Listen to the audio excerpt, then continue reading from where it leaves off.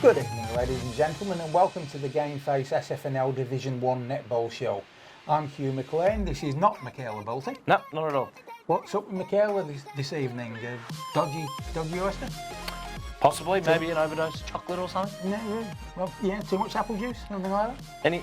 All of the above, not with completely within the realms of possibility. But, anyway, in all fairness, she's not feeling too well, so we wish her a speedy recovery. Get well soon, Mac. Get well soon. Now, this is Will Hunter. Correct, that's me. Will, what the hell is this thing doing in front of us? Right, that sorts that out. But welcome to the Division 1 Netball Show. We have news from the courts this week. Firstly, Dingley keep going on their merry way.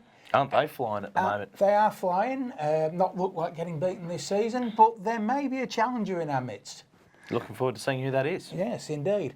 Also, something that follows on from our little chat about behaviour last week, and just something to mention.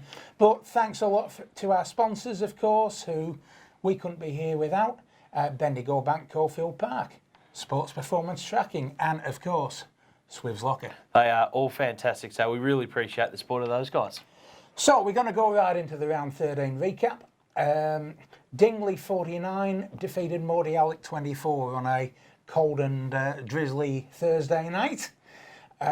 Look, I think if anyone's going to beat Dingley this year, the way they've got to do it is by scoring against them early and putting them under a bit of pressure in the first quarter.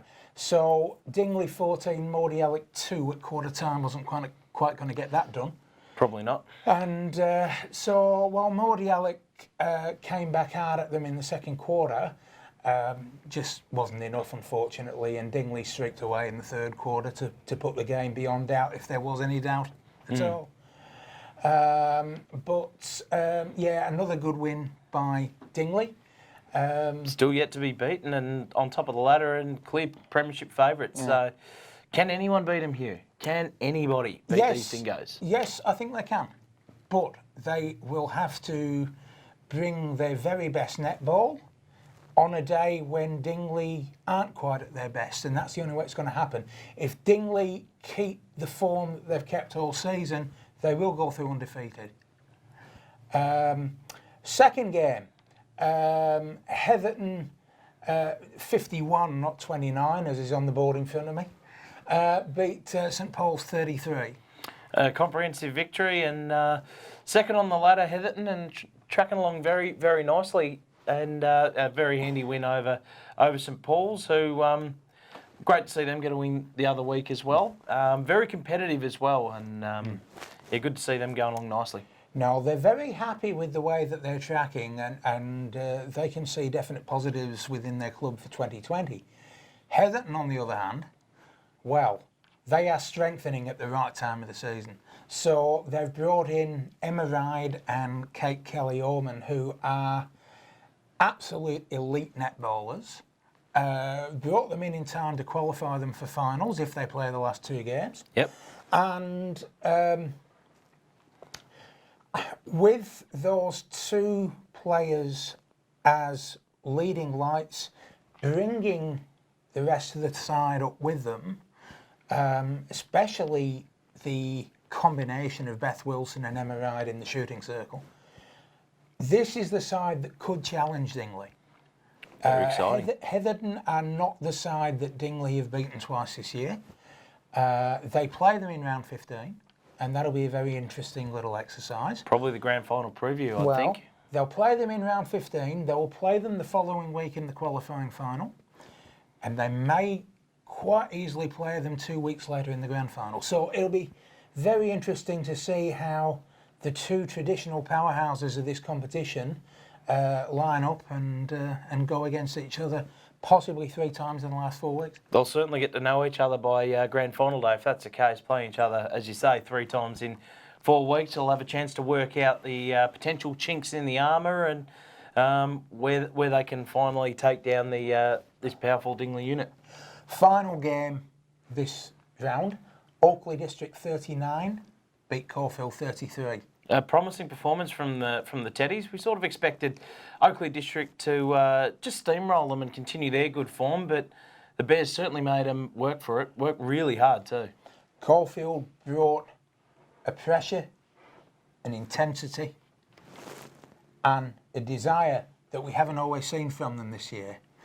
They've got close to their best squad on the court for the first time this season.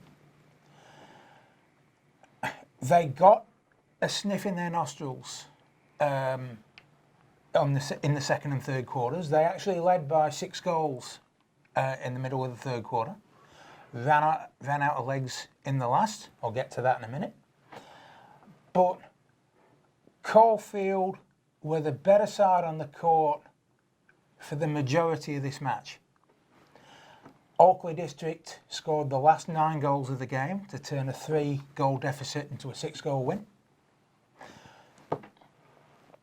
I'll say this now, and this may seem controversial, maybe it won't.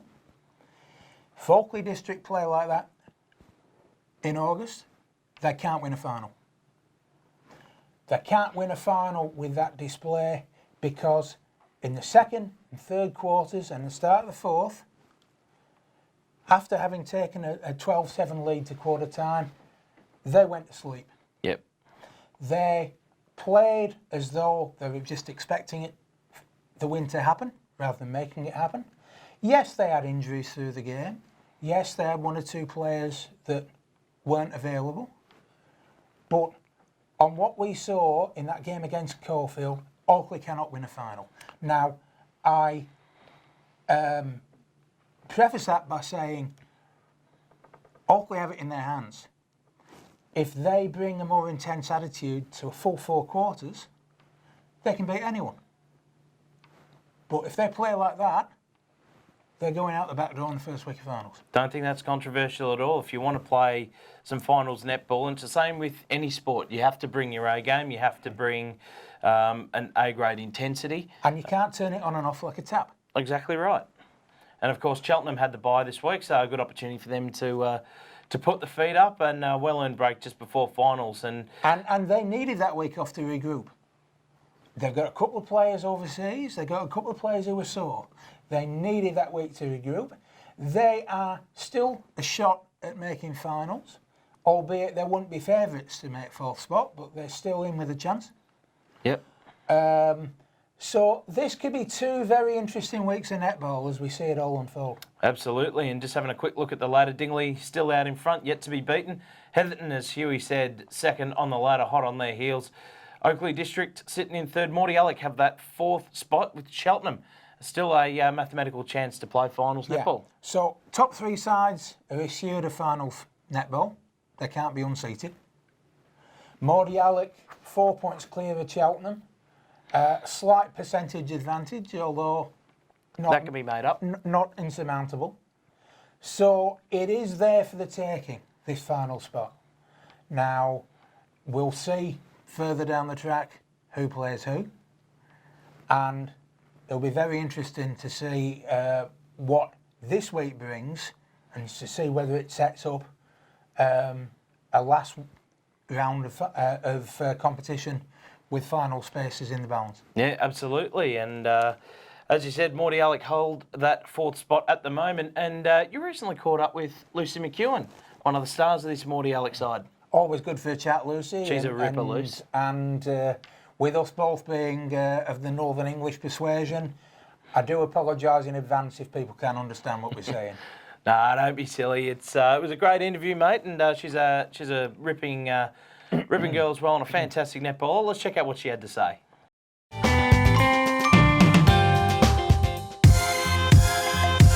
Hi, I'm Lucy from Mordialloc Football Netball Club, and get your GameFace on!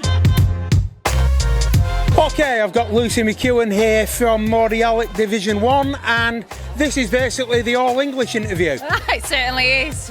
We'll be back in our roses as well, I'm sure, over these diamonds. We certainly will, and of course we do remember the Commonwealth Games final last year, don't we? Indeed, indeed. The centre pass that was stuffed up heard around the world. Indeed, indeed. Now, Mordialloc Div 1 is a little bit shaky so far this year in places, But we're not going to talk about on the court. We're going to talk about off the court.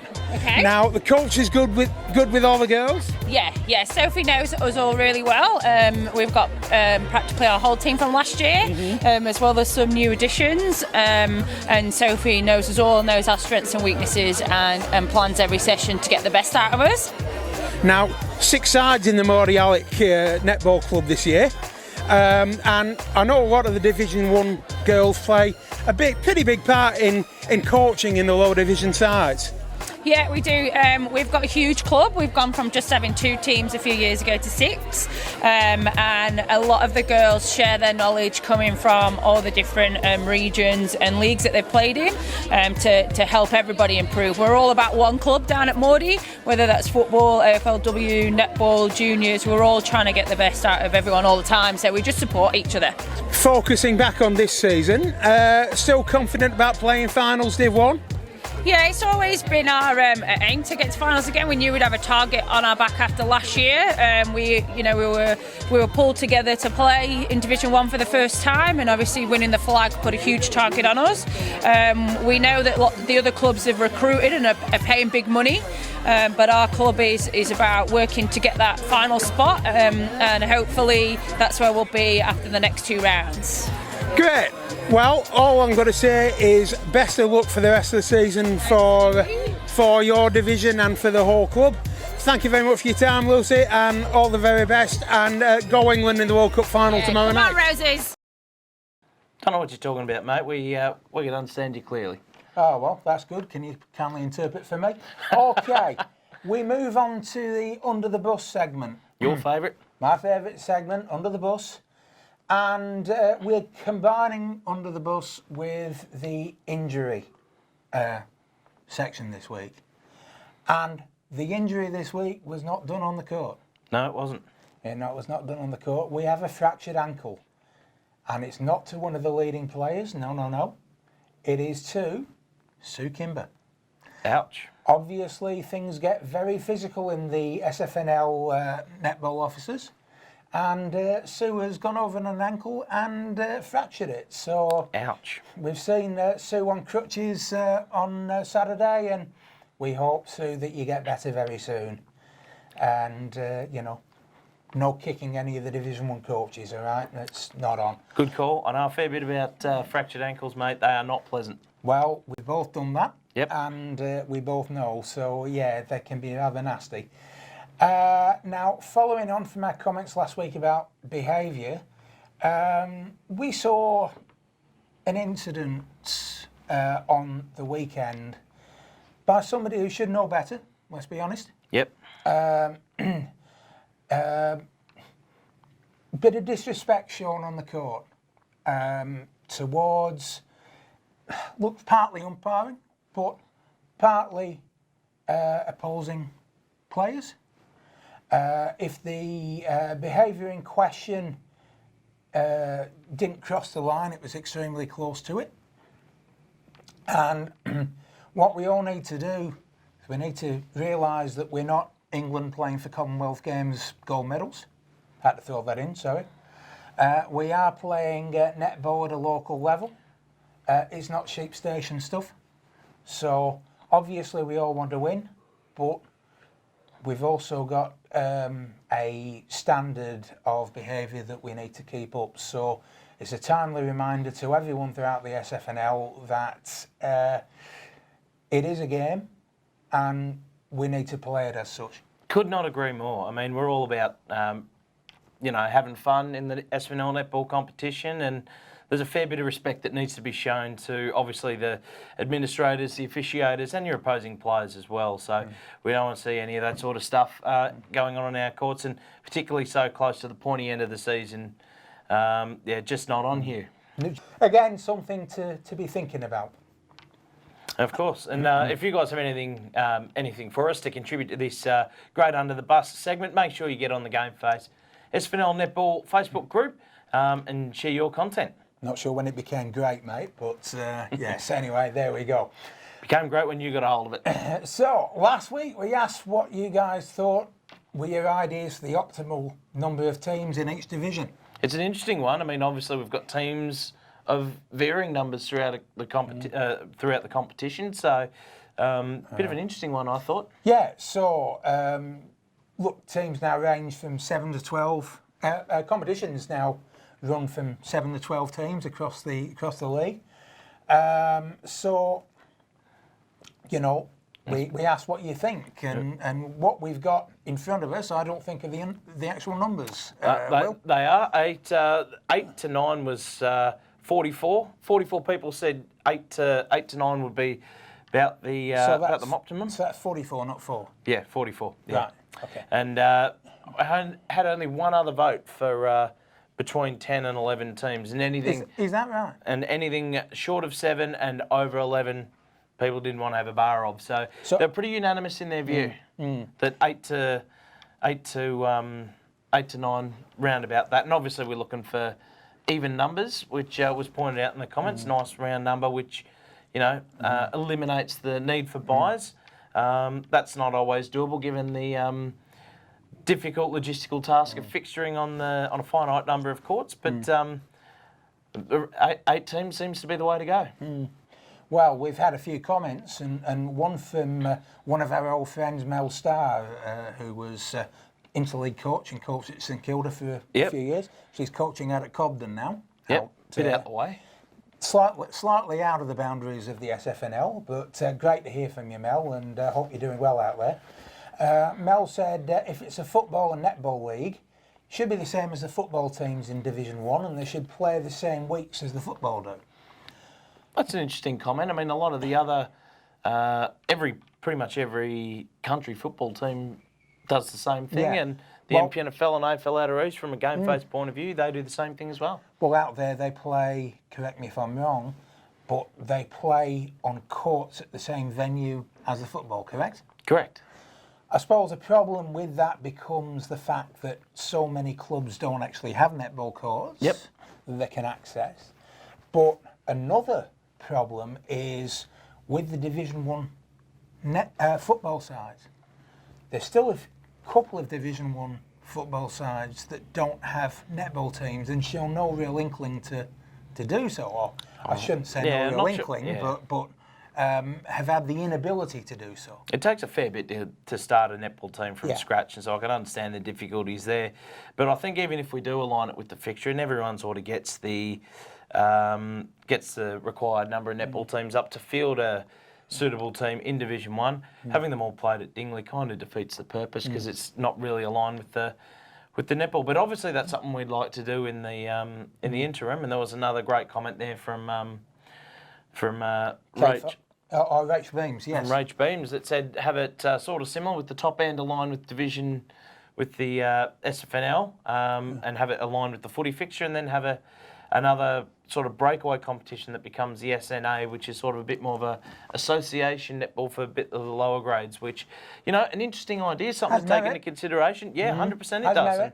And these are the sort of comments that we really look forward to reading on the SFNL netball group there, and I know Sue Kimber's an active member on that, and this feedback sort of provides food for thought for the league administrators to sort of make their assist with the decision-making process moving forward. There's something I've seen work in soccer competitions, and I've not seen it done in any netball competitions that I know of. But what they do is your top division is a Premier League, played with clubs having first grade and reserve grade. Reserve grade plays before first grade on any given day. So instead of having teams in Division 1, you have squads.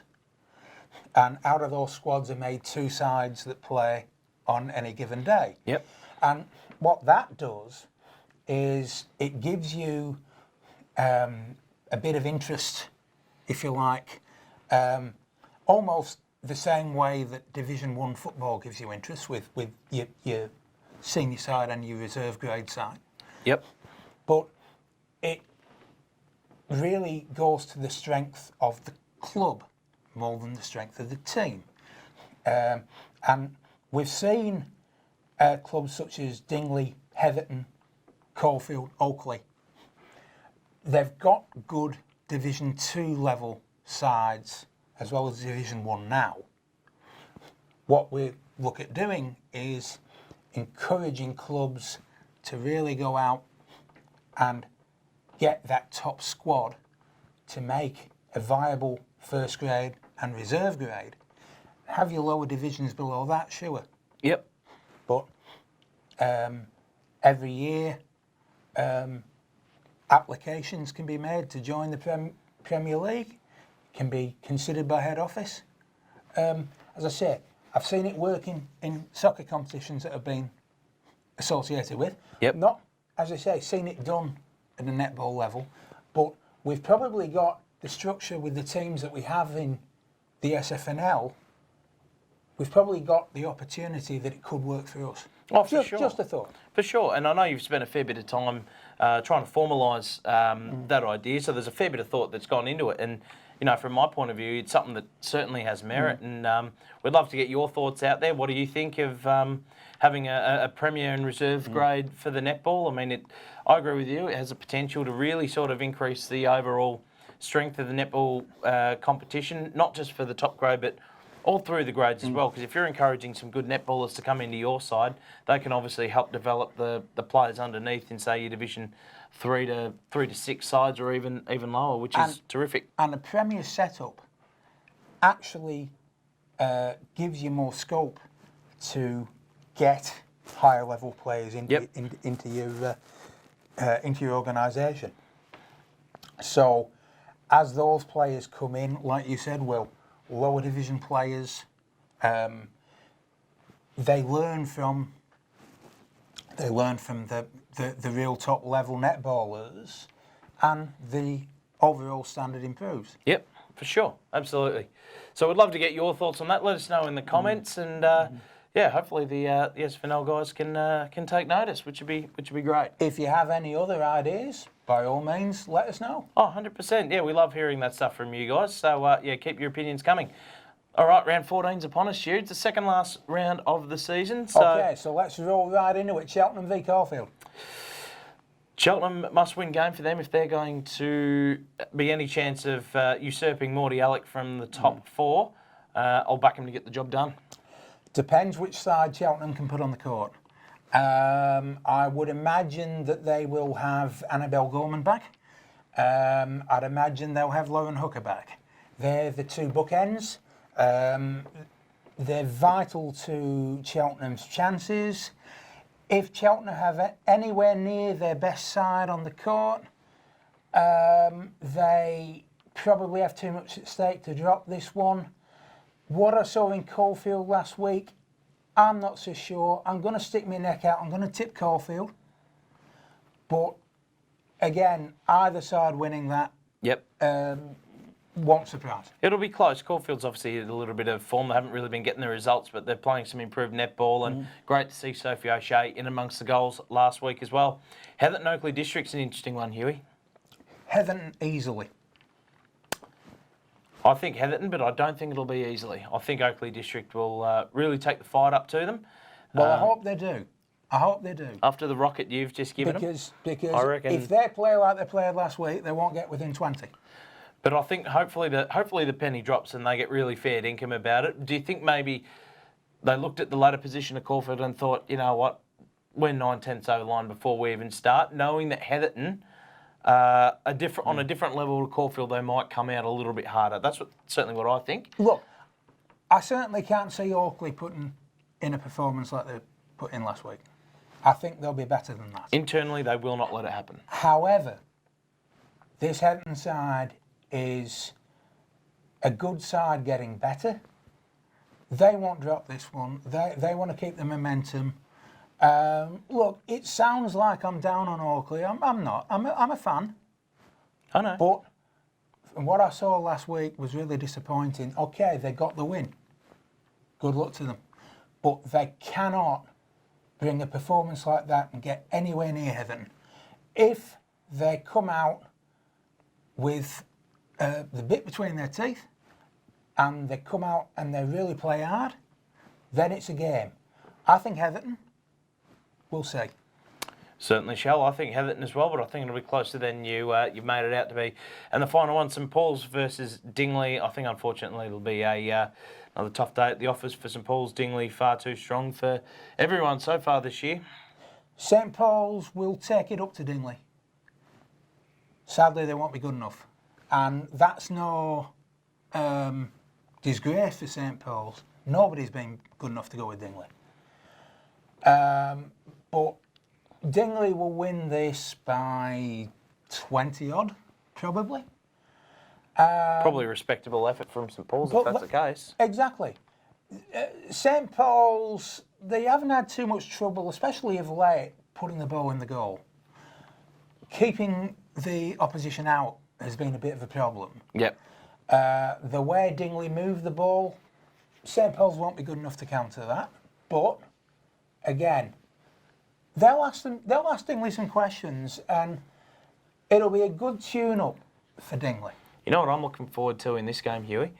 A real battle between the top two leading goal shooters in this competition in Renee Darrenboglu and Monique Lenahan Mustafa. So with only 2 games to go, it'll probably come down to one of those two, depending on how Sophie goes for the Teddies on the weekend. But I think it would come out of those two, so it'll be interesting to see which way that goes. Monique does what it says on the tin. You know what you're going to get with Monique. She presents every week, and consistency of performance is excellent. Renee is as good a shooter as we've got in this league for finding the ball. She creates a lot of opportunities, and if she has a good day, then, as I say, St Paul's will ask Dingley questions. Maudie Alec have the bye. Inopportune time for them. Probably could be handy in terms of getting sore bodies right. If Cheltenham beat Caulfield, they move level with Maudie Alec on points. Last round, Maudie Alec play Caulfield, Cheltenham play Oakley. Both winnable games if they play to the best that they can. This could go down to the wire. I think it will. Could just about be a photo finish, and will be a humdinger of around next week, that's for sure. So, that's it for this week. Make sure you jump into the comments and let us know what you want to see in the show moving forward. Less of me, probably. Well, possibly less of me as well, but you never know. Massive thanks again to our sponsors. No, absolutely. I'll read from the bottom up this time. Swibs Locking, Sports Performance Tracking, and Bendigo Bank Caulfield Park. Could not do it without them. They are absolutely fantastic, so make sure you get onto them. And as Matt would say, Get your game face on. that's exactly right.